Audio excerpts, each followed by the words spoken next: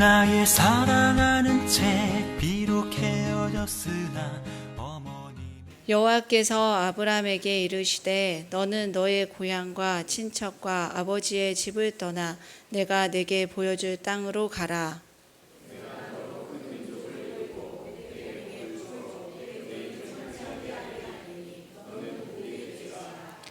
너를 축복하는 자에게는 내가 복을 내리고 너를 저주하는 자에게는 내가 저주하리니 땅의 모든 족속이 너로 말미암아 복을 얻을 것이라 하신지라.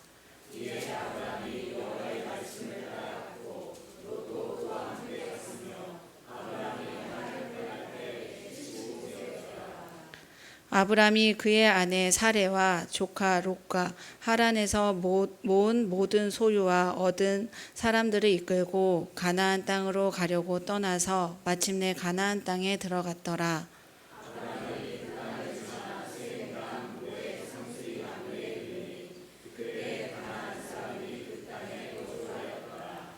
여호와께서 아브람에게 나타나 이르시되 내가 이 땅을 내 자손에게 주리라 하신지라.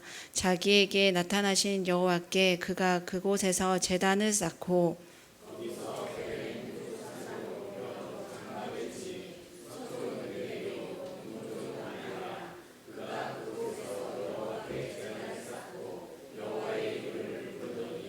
함께 봉독하시겠습니다.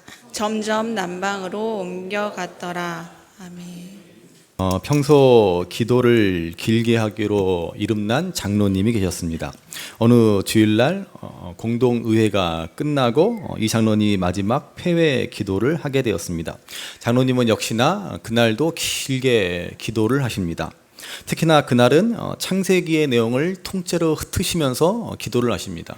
창조부터 시작해서 아담과 하와, 가인과 아벨, 노아의 홍수, 바벨탑, 아브라함, 이삭, 야곱, 요셉까지 그냥 길게 그냥 일일이 막 나열하면서 줄줄이 언급하며 무려 1시간 가까이 기도를 합니다. 예. 기도를 끝내고 눈을 떠보니 웬걸 교인들은 하나도 없고 목사님 혼자 남아 있습니다. 예. 그 목사님은 무슨 죄입니까? 예. 장로님은 의아해하며 목사님 다들 어디 갔습니까? 그렇게 묻자 목사님 왈 노아의 홍수 기도할 때 다 떠내려갔습니다 라고 했다는 그런 얘기가 있습니다. 자, 우리가 올해 초까지 창세기 1장부터 11장까지의 말씀을 보았습니다. 기억나시죠? 안 나시는 게 정상이죠. 그래야 제가 또 재탕하고 또 해도 여러분들이 모를 테니까. 자, 창세기 1장부터 11장까지의 말씀을 저희가 봤는데 창세기부터 1장부터 11장을 우리가 소위 원역사다. 그래서 인류의 모든 근원적인 그런 공통적인 역사라고 했습니다. 자, 오늘부터 보게 될 창세기 12장은 이제 드디어 이스라엘의 조상 아브라함을 통해 이스라엘의 역사가 시작된다라고 말할 수 있습니다. 자, 이스라엘 백성들의 조상인 아브라함으로부터 시작해서 이삭, 야곱, 요셉, 우리에게 너무나 익숙한 잘 알려진 이야기들, 인물들이 등장하게 됩니다. 소위 이스라엘 민족들의 조상들의 이야기입니다. 보통 우리가 족장들이라고도 부르기도 합니다. 자, 우리가 창세기라고 부르지만요, 사실 이 창세기의 주된 내용은 아브라함, 이삭, 야곱, 요셉 이 족장들의 이야기가 주를 이루고 있습니다. 그래서 본래 창세기라는 이름보다는 사실 족장기 이렇게 부르는 게 더 어울립니다. 사실 우리가 보았던 창세기 1장부터 11장의 원역사도 이 조상들의 이야기를 위한 일종의 서론이라고 말할 수 있습니다. 한마디로 하나님이 왜 이스라엘 백성들을 선택하셨는가, 하나님이 왜 아브라함이라는 사람을 부르셨는가, 그 이유를 설명해 주기 위해서 창조에서부터 시작해서 아담과 하와, 가인과 아벨, 노아의 홍수, 바벨탑 사건을 말해 준 것입니다. 자, 이렇게 창세기 1장부터 11장은 아브라함 한 사람을 등장시키기 위한 어떤 조명, 그런 포커스를 맞추고 있습니다. 자, 그러면 하나님이 왜 아브라함을 부르셨습니까? 자, 이것을 알려면은 창세기 1장부터 11장 말씀의 그 인류의 원역사의 핵심이 무엇인가를 우리가 알아야 합니다. 과연 창세기 1장부터 11장의 말씀을 통해서 성경은 하나님은 우리에게 무엇을 말해주고 싶은 것이겠습니까? 하나님이 세상을 창조하셨다? 뭐 인간이 타락했다? 뭐 아담과 하와가 죄를 지었다? 홍수로 하나님이 심판하셨다? 뭐 여러 가지 이야기들을 말해주지만은 가장 중요한 핵심은 인간은 죄만 짓더라라는 것입니다. 창조주 하나님이 아무리 잘해주어도 인간은 결국 타락해 버린다라는 사실을 창세기 1장부터 11장은 잘 보여주고 있습니다. 죄악이 가득한 인류를 하나님이 다 쓸어버리고 의인 노아를 통해서 다시 새로운 인류를 시작해도 마찬가지입니다. 어느새인가 인류는 또다시 타락해서 온통 죄만 짓고 맙니다. 이렇게 끝없이 하나님을 거역하고 죄만 짓는 우리들에게 하나님은 새로운 구원의 역사를 시작하시는데 그게 뭐예요? 바로 아브라함을 부르셨다라는 것입니다. 그래서 오늘 우리가 읽은 창세기 12장은 새로운 전환점이고 이제 창세기의 본론이라고 말할 수 있습니다. 하나님의 구원의 역사가 드디어 새로운 구원의 역사가 시작되었다라고 하는 것을 말해 주는 것입니다. 자, 그러면 오늘 본문 1절 말씀 한번 다시 보시기 바랍니다. 1절 말씀 같이 읽어보시겠습니다. 여호와께서 아브람에게 이르시되 너는 너의 고향과 친척과 아버지의 집을 떠나 내가 내게 보여줄 땅으로 가라. 아멘. 자, 하나님이 아브람에게 하신 말씀이 무엇입니까? 고향과 친척과 아버지의 집을 떠나라. 그리고 내가 내게 보여줄 땅으로 가라. 이렇게 말씀하십니다. 우리가 가진 한글 성경은 두 문장으로 떠나라, 가라 이렇게 말하지만은 사실 원문에 보면은 한 단어로 레카라는 동사만 사용합니다. 가라라고 하는 것이죠. 가라. 어느 목사님들은 종종 이 말씀을 가지고 설교하실 때 하나님은 아브라함에게 첫 번째 떠나라, 고향을 떠나라 하셨고 두 번째 지시할 땅으로 가라 하셨다 이렇게 구분해서 말씀하시는 분들이 있는데 사실 그렇지 않습니다. 이 말씀을 정확하게 직역하면 너는 고향으로부터 내가 내게 지시할 땅으로 가라 이렇게 한 문장으로 되어 있습니다. 자, 지금 아브라함이 있는 고향은 어디입니까? 갈대아 우르입니다. 오늘날 이라크 남부 지방으로서 바벨탑을 쌓았던 지역에 있는 한 도시입니다. 하나님은 바벨탑을 쌓았던 갈대아 우르에서 아브라함에게 떠나라 라고 명령하시는 것입니다. 자, 이 말씀만 우리가 잘 생각해 보아도 하나님이 왜 아브라함을 부르셨는지 도대체 아브라함을 믿음의 조상이라고 하는데 그 믿음이란 도대체 무엇인지를 우리가 알 수 있습니다. 여러분, 믿음이란 무엇입니까? 믿음이란 우리 인간 스스로 탑을 쌓는 데서 떠나는 것입니다. 바벨탑을 쌓는 인간의 마음, 그것이 인간의 타락이고 죄악입니다. 그래서 바벨탑을 쌓는 삶의 태도에서 떠나는 것이 믿음이라는 것입니다. 그래서 하나님은 갈대아 우르라는 당시 최고로 번영했던 도시, 그 바벨탑을 쌓았던 그 도시에서 아브라함을 불러내신 것입니다. 아브라함은 지극히 평범한 사람이었고 심지어 그 아버지 데라는 우상 장사였다라고 말합니다. 우산 장사가 아니라 우상 장사, 우상을 만들어서 팔았던. 아마 아브라함도 그 아버지를 도와서 그리고 그 뒤를 이어서 우상 만드는 일을 하려고 했을 것입니다. 아브라함이 뭔가 특별해서 뭔가 남달라서 하나님을 잘 믿었기 때문에 하나님이 그를 특별히 부르셨다라고 생각하면 여러분 큰 오산이고 착각입니다. 여러분, 그러한 생각은 우리 기독교 신앙이 뭔지를 제대로 이해하지 못하는 것입니다. 아브라함도 우리와 같이 지극히 평범한 사람이었습니다. 평범하다 못해 우상을 만들어 먹고 살던 사람, 하나님이 싫어하던 일을 하던 사람이었다라는 것입니다. 이러한 사람을 하나님이 찾아오신 것으로부터 구원의 역사는 시작되고 있습니다. 예전에 지금도 있는지 모르겠는데 저기 대청댐 아래 가면 한 식당에 대통령이 다녀간 집이라고 크게 써붙여놨습니다. 제가 사실 한 20년 전에 대청댐에 교회에서 놀러 왔다가 야, 여기 대통령이 왔다 간 집이네 그러면서 한번 가봐야겠다라고 생각하고 있다가 제가 뭐 얼마 전에 갔다 왔는데 막 되게 없더라고. 하여튼. 근데 하여튼 뭐 대통령이 왔다 갔지 뭐 그렇게 붙여놨어요. 근데 요즘에는 없는 거 없어졌습니다. 아마 장사가 더 안 되니까는 안 붙여놨겠죠.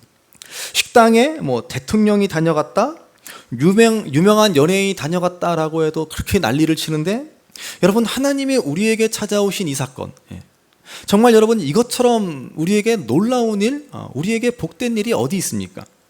하나님이 내게 찾아오신 이 사건에서부터 구원이 시작되고 우리의 믿음이 시작되는 것입니다. 그래서 우리가 먼저 알아야 할 것은 믿음은 절대로 나로부터 시작되지 않는다라는 사실입니다. 그것은 내 신념이고 자기 확신에 불과합니다.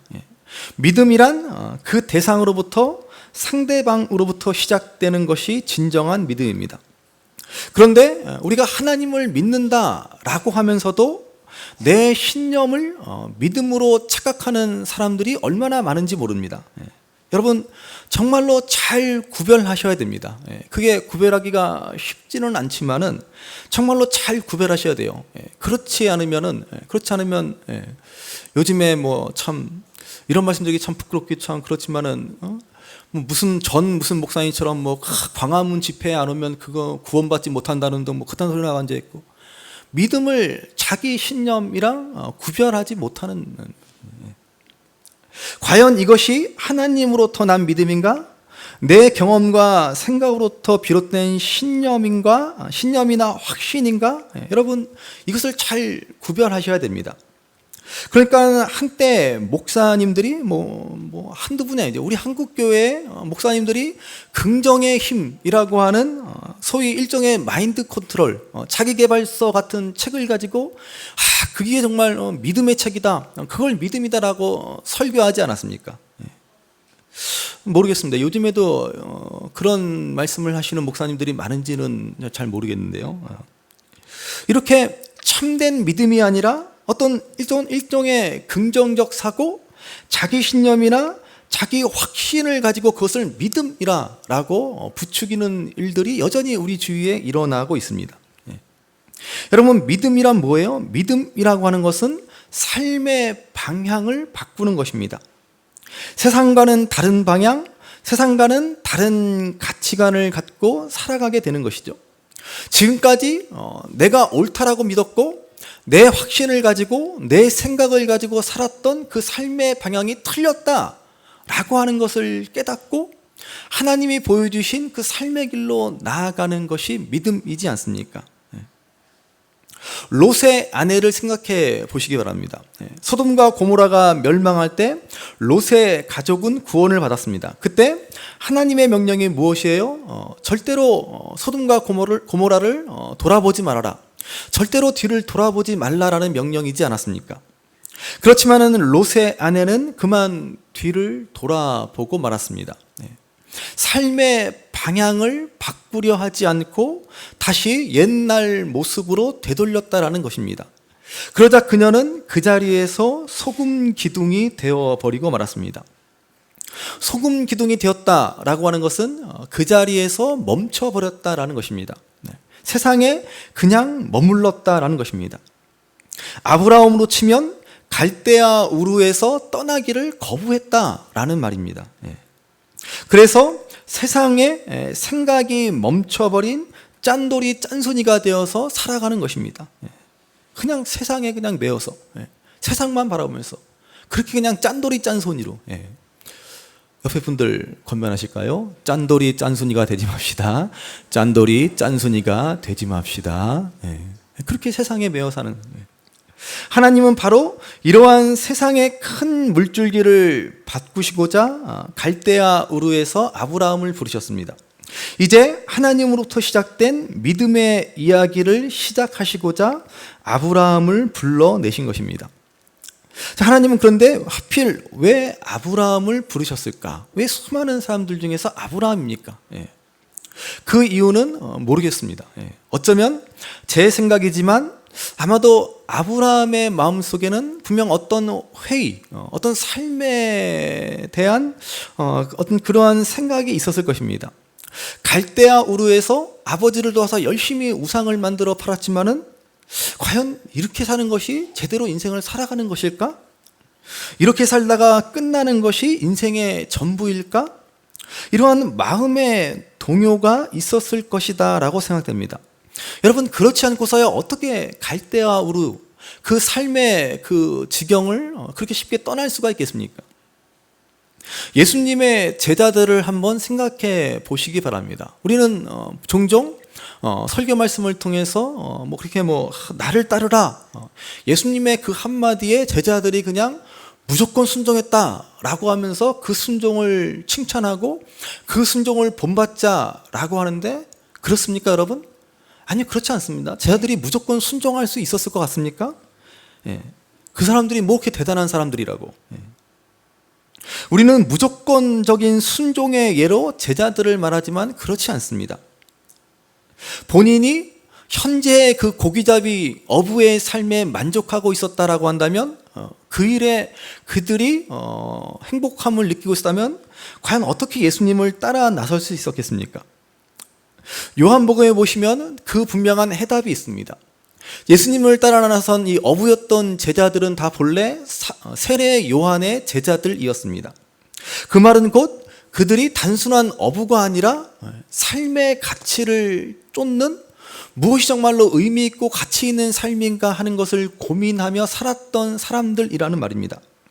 그래서 세례 요한의 제자였던 그들이 예수님의 말씀을 따라 선뜻 아버지와 배를 버려두고 나설 수 있었던 것입니다. 바로 그것이다라고 저는 생각합니다. 여러분, 오늘 우리가 이 믿음의 길을 나설 수 있는 것도 마찬가지입니다. 이 땅의 삶이 전부라고 생각한다면, 그저 이 땅의 삶이 마냥 행복하고 마냥 좋다면 여러분 과연 이 믿음의 길을 나설 수 있겠습니까? 이 땅의 삶이 전부가 아니다라는 것을 알기 때문에, 이렇게 살아가는 것이 정말 제대로 사는 것이 아님을 알기 때문에 이 믿음의 길을 따라 나서는 것 아닙니까? 지금 이 상태로 사는 게 너무나 좋고 행복한데 어떻게 믿음을 가질 수 있습니까? 그래서 오늘 현대인들은요, 제대로 된 믿음을 갖기가 너무나 어렵습니다. 떠나야 되는데 안 떠납니다. 그거 물려받지 말라 그러는데 그거 끝까지 그거 고집합니다. 요즘 아이들 보십시오. 아이들 보세요. 좋고 재밌는 게 너무 많으니까는 말씀이 들어옵니까? 예수님 믿게 됩니까? 어려워요. 정말 너무나 어렵습니다. 저 어릴 때만 해도 그냥 교회 안 다니는 애들도 그냥 교회 학교, 여름 성경학교만 한다 그러면 그냥 구름대 같이 몰려가서 그냥 거기 가서 막 뭣도 모르고 막 찬송 부르고 간식 얻어먹고 그랬는데 요즘 뭐 안 되잖아요.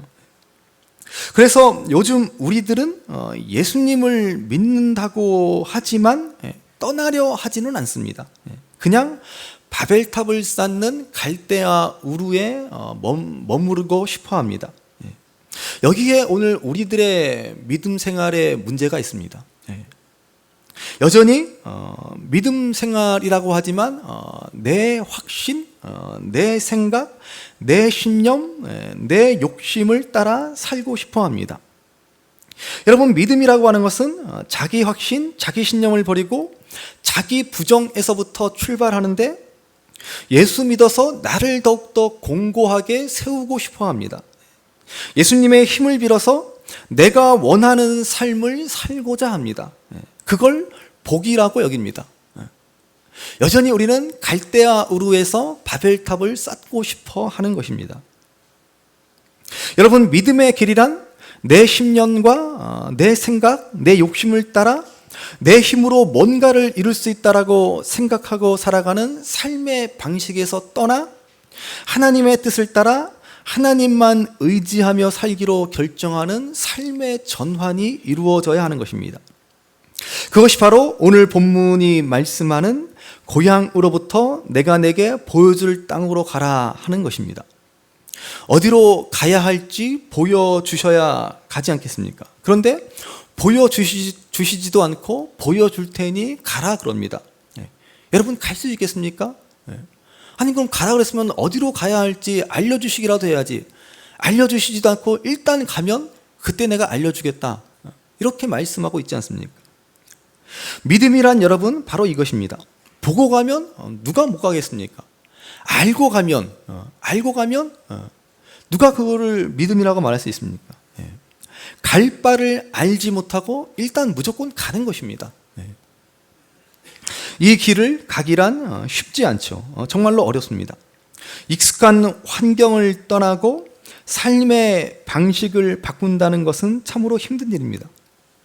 예배 시간에 내가 항상 앉는 자리에 딴 사람만 앉아 있어도 열받고 그날 예배는 뭔가 드린 것 같지 않고 뭐 그런데 그렇게 우리는 익숙한 자리를 고집하는 삶의 방식을 따르는데 먹는 것 하나도 끊으려고 하면 그게 그렇게 힘든데 어떻게 내 익숙한 삶의 환경, 지금까지 살아온 삶의 방식을 두고 떠날 수 있겠습니까? 정말로 쉽지 않은 일입니다. 정말로 어렵습니다. 그래서 우리는 여전히 갈대와 우르에서 머뭇거리고 있습니다. 혹 출발했다라고 해도 이 길을 계속해서 가는 것도 쉽지 않습니다. 자, 오늘 본문 4절 말씀을 한번 보시기 바랍니다. 4절 말씀 같이 읽습니다.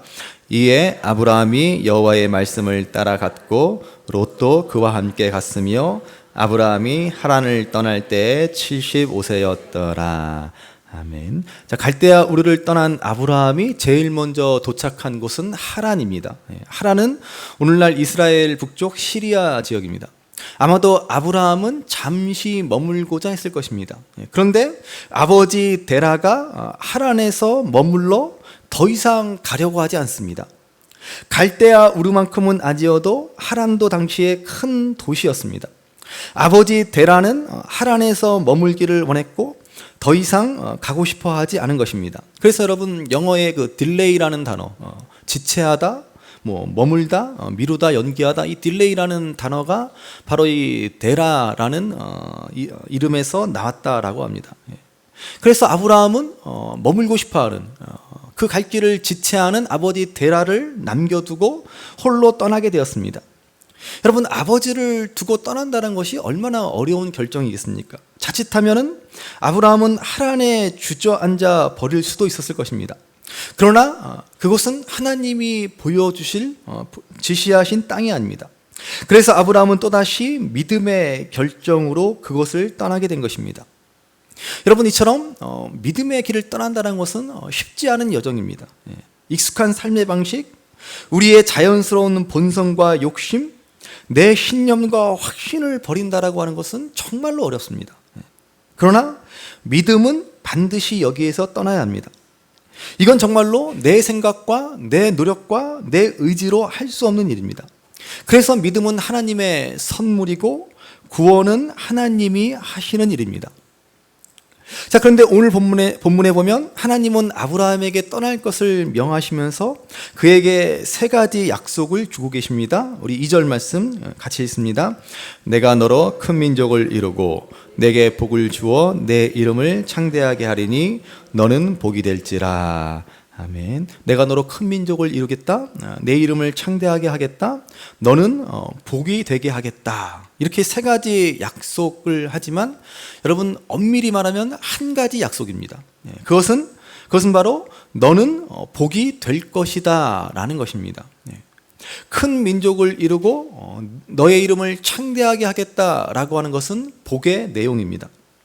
자, 그런데 여러분, 여기서 정말로 중요한 사실이 있습니다. 정말 잘 들으십시오. 잘 들으셔야 됩니다. 지금까지 잘 못 들으셨어도 잘 들으셔야 돼요. 정말로 중요합니다. 우리는 이 말씀의 의미를 잘 아셔야 합니다. 우리가 다 복을 좋아하죠. 우리 가운데 복 받기를 싫어하는 사람이 누가 있습니까? 그래서 우리가 예수님 믿는 것 아닙니까? 복 얘기를 하니까는 이제 갑자기 막 잠이 확 깨죠. 그래, 내가 복 받아야지 하면서 잘 들어봐야겠다. 잘 들으십시오. 유머에 보니까는 뭐 이런 얘기가 있더라고요. 남편은 골칫덩어리, 뭐 그런 얘기가 있더라고요. 교회 오면서 집에 두고 오면 근심덩어리, 같이 나오면 짐덩어리, 혼자 교회에 보내면 걱정덩어리, 예배 시간에 같이 앉아 있으면 졸고 앉아 있으니 왼수덩어리, 뭐 그러더라고요. 이래서는 안 되겠죠. 옆에 분들과 우리 권면하시죠. 당신은 복덩어리입니다. 당신은 복덩어리입니다. 예. 우리는 복덩어리예요. 예. 이렇게 말씀하지 않습니까? 그런데 우리가 복이 되었다, 하나님이 우리를 복으로 부르셨다라는 이 말씀의 의미를 잘 아셔야 됩니다.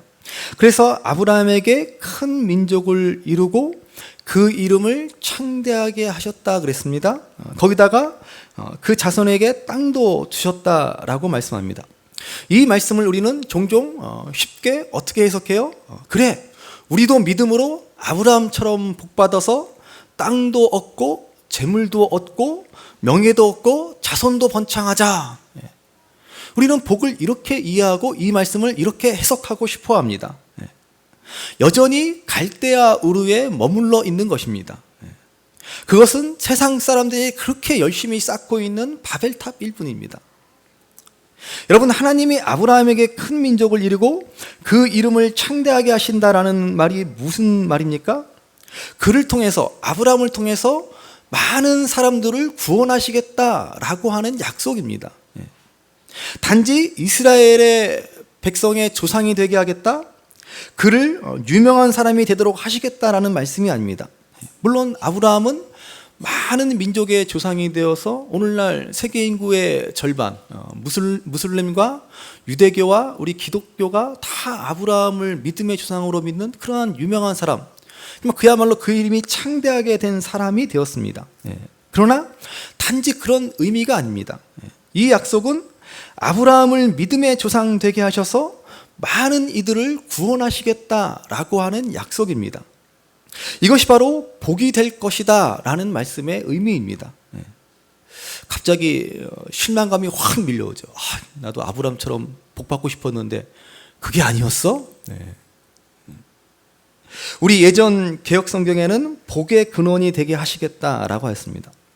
그래서 아브라함이 복이 되었다라는 사실을 3절에서 또 이렇게 자세하게 설명해 주고 있습니다. 3절 말씀 같이 읽어보겠습니다. 너를 축복하는 자에게는 내가 복을 내리고 너를 저주하는 자에게는 내가 저주하리니 땅의 모든 족속이 너로 말미암아 복을 얻을 것이라 하신지라. 아멘. 자, 아브라함은 이제 복을 주는 자가 되었습니다. 그래서 아브라함을 축복하는 자는 복을 받고 반대로 아브라함을 저주하는 자는 저주를 받게 되었습니다. 여러분, 이 일이 오늘 저와 여러분들에게도 이루어진 줄로 믿습니다. 7분은 못 믿으신 것 같네. 여러분, 저와 여러분을 저주하는 자는 저주를 받고 저와 여러분을 축복하는 자는 축복을 받습니다. 아직도 자, 이 사실을 예수님은 다시 풀어서 신약성경 마태복음에서 이렇게 말씀해 주십니다. 우리가 수요 예배 때 보았는데요. 마태복음 10장 40절 말씀입니다. 마태복음 10장 40절 같이 읽습니다. 너희를 영접하는 자는 나를 영접하는 것이요 나를 영접하는 자는 나를 보내신 이를 영접하는 것이니라. 아멘. 여러분, 이게 우리가 복이 될 것이다라고 하신 말씀의 의미입니다. 우리를 영접하는 자, 우리를 환대하는 자, 우리를 받아주는 자가 예수님을 영접하는 것이고 하나님의 백성이 되는 것입니다. 바로 이것이 우리가 복이 되었다라는 것입니다. 누구든지 우리를 예수님의 제자로 하나님의 백성으로 인정하고 냉수 한 그릇이라도 우리를 대접하면 하나님이 그에게 상을 베풀어 주십니다. 여러분, 우리가 이러한 놀라운 축복의 통로로 부름받았다라는 사실을 기억하시기 바랍니다. 그러니까 여러분, 어깨 펴고 사십시오. 세상에 나가서 기죽지 마세요. 왜 하나님의 백성인, 왜 복에 근원된 우리가 왜 세상에 나가서 기죽으며 살아갑니까? 저와 여러분들은 이제 복이 되었습니다. 세상 사람들이 그렇게 열심히 바벨탑을 쌓는 이유가 뭐예요? 복을 받겠다라고 그러는 거 아닙니까? 그런데 하나님은 전혀 다른 방식으로 우리에게 복을 주십니다. 우리를 복 자체가 되게 하셨습니다. 그러면 여러분, 우리가 더 이상 세상에서 위축되고 세상 사람들 부러워하고 세상 사람들 따라가며 살 이유가 뭐가 있습니까? 세상에서 전전긍긍하고 다른 사람들 눈치 보며 그렇게 위축될 이유가 뭐가 있어요? 우리가 복이 되었는데, 여러분, 우리가 복이 되었다라고 하는 것은 더 이상 복 받을 필요가 없다라는 거예요. 내가 복인데 무슨 복이 우리에게 더 필요합니까? 내가 복의 근원인데. 아유, 그래도 나는 복 좀 더 받았으면 좋겠는데. 그런 생각이 드시죠? 아니, 그렇지 않습니다. 이제 우리는 더 이상 사람들로부터 인정받으려고 할 필요도 없고 사랑받으려고 발버둥 칠 필요도 없습니다. 내가 복이 되었다라는 사실을 아는 사람은 그래서 이제 참 자유를 누리며 살아가는 것입니다. 누군가 나를 비방하고 나를 미워하고 나를 욕해도 상관없습니다. 예전에는 분노하고 복수하고 싶어 했지만은 이제는 긍휼히 여기는 마음을 갖게 됩니다. 왜요? 나를 저주하는 자는 오히려 그 사람이 저주를 받게 되기 때문입니다. 그렇다고 우리가 무례하고 교만하게 행해서는 안 되겠죠. 오히려 더욱더 겸손히 하나님을 의지하고 경배하는 삶을 살아가야 할 것입니다. 7절 말씀 보시죠. 그래서 7절 말씀 같이 있습니다.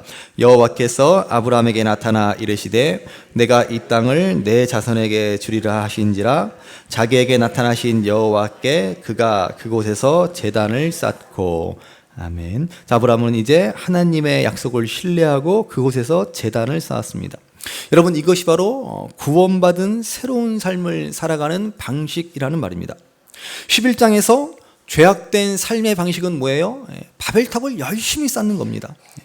인간의 본성, 탐욕, 자기 생각을 따라 살아갑니다. 하나님께 도전하고 대적하는 삶을 살아갑니다. 믿음이란 이러한 삶의 방식을 버리고 이제 하나님을 인정하고 하나님의 이름을 부르고 하나님만 의지하며 예배하는 삶을 살아가는 것입니다. 우리가 쌓을 단을 바꾸어야 한다라고 하는 것이죠. 우리는 끝없이 내 이름을 내고 탑을 높이 쌓아 하늘에 닿고 싶은 삶을 살아가고 싶어 합니다.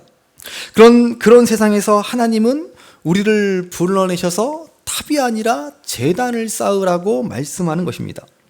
이 제단은 높이 쌓을 필요도 없고 의리의리하게 거창하게 쌓을 필요도 없고 굳이 막 아름답게 쌓을 필요도 없습니다. 그냥 있는 돌 그대로 가져다가 꾸밈 없이 쌓으면 됩니다. 그냥 생긴 대로 작고 초라한 단이어도 상관이 없습니다. 온통 자기를 드러내고 자기를 높이고 자기를 나타내고 자기 욕망을 추구하는 이 세상에서 하나님은 우리가 우리 생긴 모습 그대로 겸손하게 하나님을 인정하고 드러내는 삶을 살기를 원하고 계시는 것입니다. 그게 하나님이 저와 여러분들을 이 땅에서 하나님의 자녀로 복으로 부르신 이유입니다. 그러므로 오늘 여러분, 하나님이 저와 여러분들도 아브라함과 같이 복으로 부르셨다라는 사실을 기억하시기 바랍니다. 우리는 복이 되었습니다. 옆에 분들과 권면합시다. 당신은 복덩어리입니다. 당신은 복덩어리입니다. 우리는 복이에요. 이제 더 이상 세상 복에 목말라 할 필요가 없습니다. 세상 인정과 세상 자랑과 세상 소유에 매달려 살아갈 이유도 없습니다. 가진 것 없어도 여러분, 비록 세상에서 작고 초라해 보일지라도 이제 여러분 어깨 피고 사시기 바랍니다. 그게 바로 우리가 갈대아 우르를 떠나고 하란을 떠나는 삶입니다. 그러므로 단단하고 담담하고 당당하게 이 믿음의 길을 걸어가시기 바랍니다. 우리는 복이 되었습니다. 우리를 영접하는 자는 복을 얻고 우리를 선대하는 자가 복을 얻습니다. 반면에 우리를 거부하는 자, 우리를 외면하는 자는 화를 입습니다. 이제 더 이상 세상처럼 나를 위해 내 이름을 알리고 높이기 위해 바벨탑을 쌓는 삶이 아니라 오직 하나님의 이름을 위하여 하나님만 높이는 제단을 쌓는 삶을 살아 진정 복이 되는 삶, 진정 축복의 통로가 되는 삶을 살아가시는 저와 여러분들이 되시기를 주님의 이름으로 간절히 바랍니다. 귀하다 우리 어머님이 들려주시던 재미있게 듣던 말이 책 중에 있으니 이 성경 심히 사랑합니다.